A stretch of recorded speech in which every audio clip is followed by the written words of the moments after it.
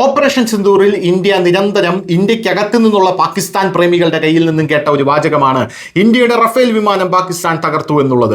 ഇന്ത്യയുടെ റഫേൽ വിമാനം പാകിസ്ഥാൻ തകർത്തു എന്ന് പറയുമ്പോൾ ഇവന്മാരുടെ മനസ്സിൽ എന്തോരം ആഹ്ലാദമായിരുന്നു എന്ന് നമ്മൾ ആ സമയത്ത് കണ്ടതാണ്.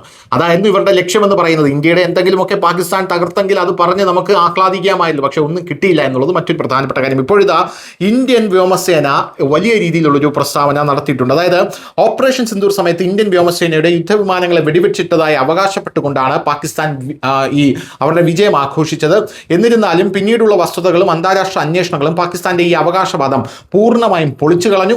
വാസ്തവത്തിൽ ആകാശത്ത് റഫേലിനെ ലക്ഷ്യമിട്ട പാകിസ്ഥാൻ വ്യോമ പ്രതിരോധവും യുദ്ധവിമാനങ്ങളും യഥാർത്ഥ യുദ്ധവിമാനങ്ങളെല്ലാം മറിച്ച് റഡാറിനെ തെറ്റിദ്ധരിപ്പിക്കുന്ന ഒരു വ്യാജ ലക്ഷ്യമായിരുന്നു, അല്ലെങ്കിൽ ഒരു ഡമ്മി വിമാനത്തെയായിരുന്നു അവർ വെടിവെച്ചത്.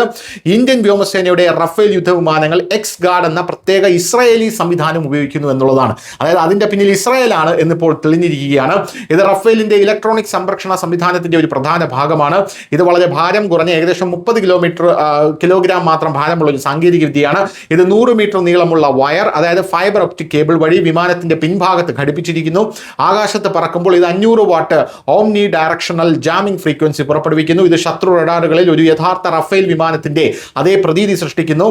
തൽഫലമായി ശത്രു റഡാർ ഗൈഡഡ് മിസൈലുകൾ യഥാർത്ഥ റഫേലിനെ മറികടന്ന് ഈ സംവിധാനത്തിലേക്ക് തിരിച്ചുവിടുന്നു. കൂടാതെ യഥാർത്ഥ യുദ്ധവിമാനം പൂർണ്ണമായും സുരക്ഷിതമായി തുടരുന്നു എന്നുള്ളതാണ് ഇതിന്റെ പ്രധാനപ്പെട്ട കാര്യമെന്ന് പറയുന്നത്. മാധ്യമ റിപ്പോർട്ടുകൾ പ്രകാരം പാകിസ്ഥാന്റെ J-10C യുദ്ധവിമാനങ്ങളിൽ സ്ഥാപിച്ചിരുന്ന KL-J-7 AESA റഡാറിന് ഈ സംവിധാനം കണ്ടെത്താനായില്ല.